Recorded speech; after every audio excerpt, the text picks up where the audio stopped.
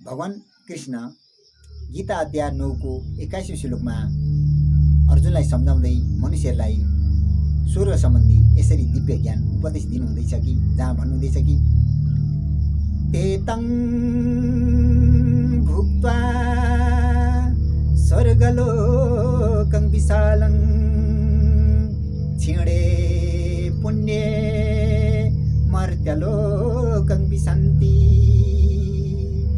एवं त्रैधर्म मनु प्रपन्ना गतागतं काम कामा लभ्यन्ते। मनुष्यले यो पृथ्वी तलमा पुण्य कमाउँछ।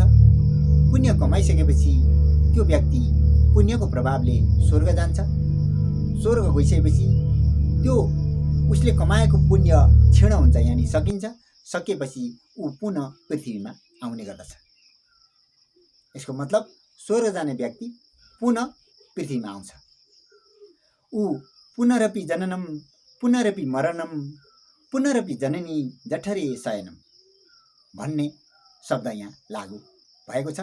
त्यसो हुनाले गर्दा स्वर्गभन्दा ठुलो मुक्तिधाम हो, यानी सतलोक धाम हो।